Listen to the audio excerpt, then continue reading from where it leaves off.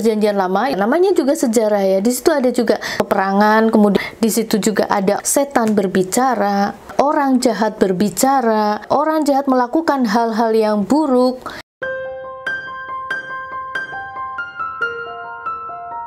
Teman-teman yang terkasih dalam Tuhan Yesus, pada video kali ini saya agak lain pembahasannya karena kali ini kita akan bincang-bincang sedikit saja secara sederhana tentang Alkitab, yaitu Bible, Injil kita, Injil keselamatan yang dipercayai oleh umat Kristen.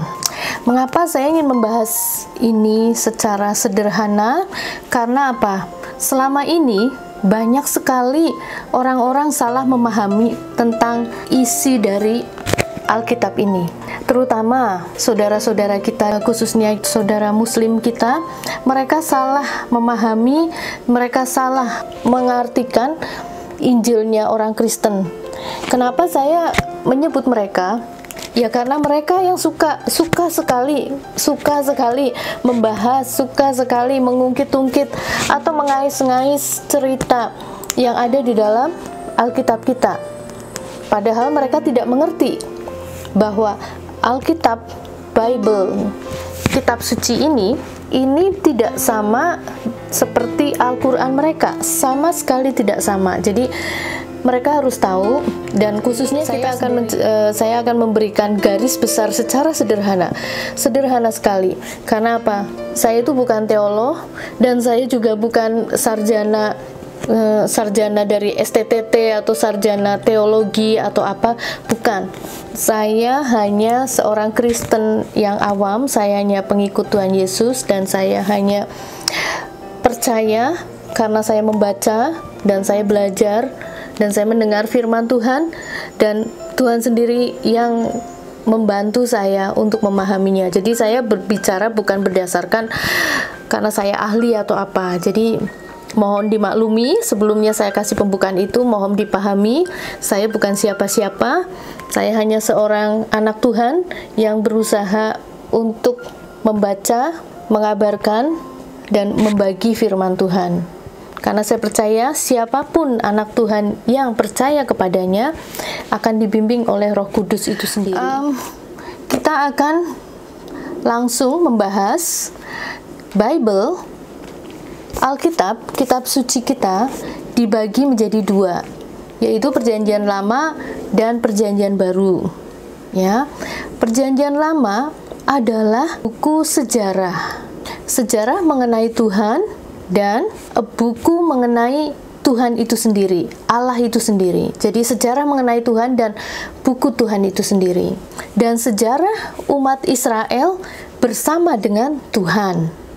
Jadi namanya saja buku sejarah, ya. Jadi buku sejarah ini adalah buku sejarah umat Israel, orang-orang yang perjalanan hidupnya bersama Tuhan dan pengenalan mereka dengan Tuhan. Jadi di situ ada pada saat mereka patuh kepada Tuhan dan pada saat mereka tidak patuh kepada Tuhan. Jadi namanya aja buku sejarah kan, berarti ada dua-duanya. Saat kejatuhan mereka karena mereka jauh dari Tuhan karena tidak patuh, dan saat mereka kembali percaya kepada Tuhan dan ikut Tuhan. Dua-duanya ada. Namanya saja buku sejarah kan? Dan selain itu juga di dalam Perjanjian Lama ini adalah kumpulan buku tentang orang-orang Israel, kumpulan cerita para nabi, kumpulan para raja-raja pada masa sebelum Yesus lahir. Dan tentu saja kumpulan cerita nabi-nabi ini semuanya adalah cerita nabi bangsa Israel yang nantinya akan menurunkan keturunan Abraham dan seterusnya. Ini garis besar yang namanya Perjanjian Lama. Kemudian sekarang kita akan berbicara tentang Perjanjian Baru, ya. Perjanjian Baru adalah tentang Yesus Kristus, kedatangannya Dia ke dalam dunia ini dan karya Dia di dalam dunia semasa hidupnya sampai Tuhan Yesus meninggal, mati di kayu salib selama 3 hari dikuburkan, kemudian bangkit kembali. Sampai dia menampakkan di depan murid-muridnya, di depan banyak orang selama 40 hari. Itu semuanya ada di dalam perjanjian baru. Jadi itu adalah karya penyelamatan atau karya dari Tuhan Yesus. Itu semuanya ada di dalam buku perjanjian baru. Jadi bedakan itu, karena kelahiran Tuhan Yesus, kedatangan Tuhan Yesus, karya yang sudah direncanakan, karya Tuhan Yesus untuk penyelamatan manusia di dalam dunia ini. Itu perjanjian baru. Karena Bible, karena kitab suci ini adalah firman Tuhan, tentu saja firman Tuhan itu tidak ada kesalahan dan tidak ada kontradiksi. Tetapi, ini ada tetapinya. Kita tadi sudah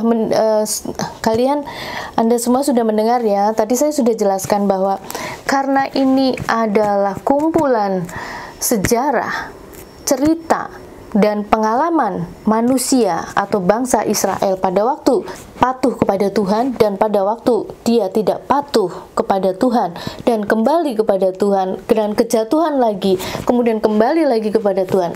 Nah, itu semuanya ada di situ. Jadi maksudnya di sini kitab suci Alkitab ini ditulis oleh manusia yang diilhami oleh Roh Kudus dan dituntun oleh Roh Kudus itu sendiri beserta firman Tuhan juga. Jadi makanya dalam beberapa Injil, siapapun penulisnya, karena yang mengilhami itu sama oleh Roh Kudus, maka cerita itu akan sama, tidak ada yang salah. Jadi harus diketahui, itu bedanya dengan Al-Quran. Kalau Al-Quran itu kan memang diturunkan oleh Tuhan, firman Tuhan, semuanya firman Tuhan, seharusnya nggak ada yang salah. Tetapi kalau di dalam Bible, betul-betul tidak ada yang salah, karena ini firman Tuhan ditulis oleh manusia, dan isinya memang kisah-kisah dan sejarah.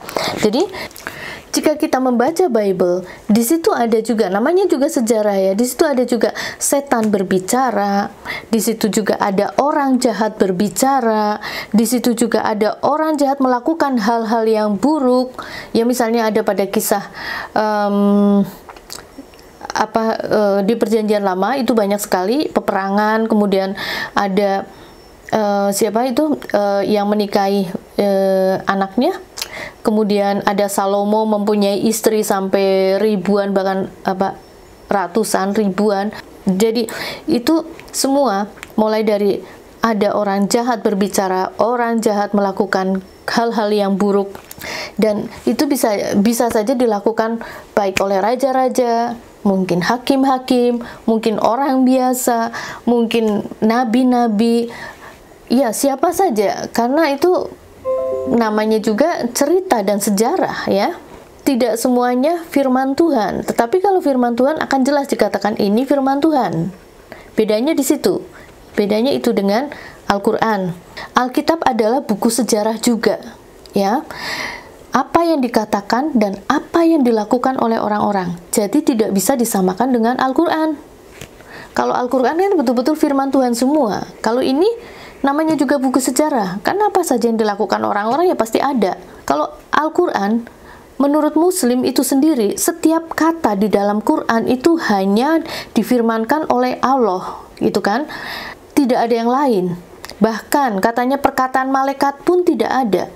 Bahkan katanya sampai titik koma pun tidak ada yang salah. Itu yang membedakan dengan Bible, dengan Alkitab ya. Contoh di sini misalnya dalam perjanjian lama, misalnya Nabi Daud mengatakan ini, Nabi Daud mengatakan itu harus diingat, ini Nabi Daud ya. Kalau orang Islam menyebutnya Nabi Daud, tetapi kalau dalam Bible sebetulnya King David atau Raja Daud kalau di dalam Bible, tapi kalau orang Islam Nabi Daud, oke. King David, jadi Raja Daud mengatakan ini, Raja Daud mengatakan itu. Bedakan ya, raja, jadi bukan Tuhan. Jadi kalau misalnya Daud melakukan hal-hal yang buruk, itu bukan berarti Daud diperintahkan Tuhan. Itu Daud sendiri yang melakukan. Daud atau Raja Daud itu kan manusia, gitu ya.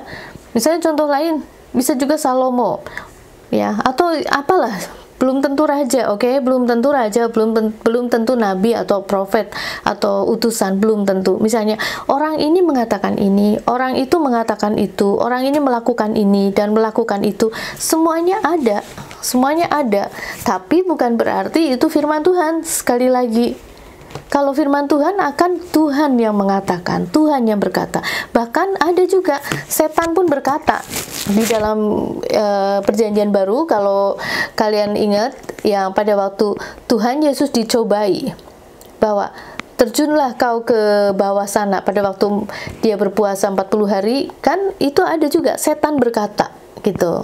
Tapi di situ jelas di mana Yesus berkata, di mana setan berkata. Bukan semuanya perkataan itu perkataan firman Tuhan ya. Kembali lagi, karena ini adalah buku sejarah juga.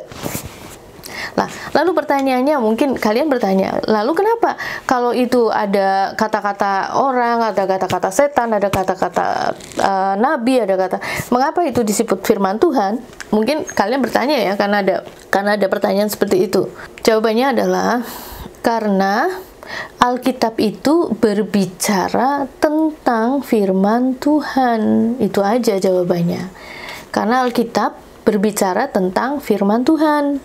Dan yang perlu diingat, Alkitab ini juga yang berisi buku sejarah yang menceritakan tentang apa yang dilakukan oleh manusia pada masa itu yang berhubungan dengan kepercayaan umat bangsa Israel. Ya, kembali lagi harus dibedakan. Jangan sekali-sekali salah paham kalau menyamakan Bible dengan Quran. Karena kalau Quran itu kata demi kata, huruf demi huruf, bahkan titik koma itu semuanya adalah ciptaan Allah. Itu bedanya. Sekarang kalian pikirkan sendiri, kalau seandainya Muslim mengakui bahwa Al-Quran itu seluruhnya adalah firman Allah, kata demi kata, huruf demi huruf, bahkan sampai titik koma semuanya dari Allah. Kalau di situ sampai terdapat satu kesalahan, nggak cuma satu, padahal banyak, ribuan. Sekarang kalian pikirkan sendiri. Saya tidak mau mengatakan dan tidak mau menghakimi. Jadi demikian, sahabat terkasih dalam Tuhan Yesus, sedikit pemahaman secara sederhana tentang Alkitab dan perbedaannya dengan Al-Quran secara sederhana, pemahaman sebagai orang awam. Mudah-mudahan ada yang bisa kalian dapatkan di sini, meskipun hanya sedikit, tapi setidaknya jadi ada gambaran apa itu Alkitab. Lain kali kita akan bincang-bincang lagi, lain kali kita bahas. Sampai jumpa lagi. Tuhan memberkati.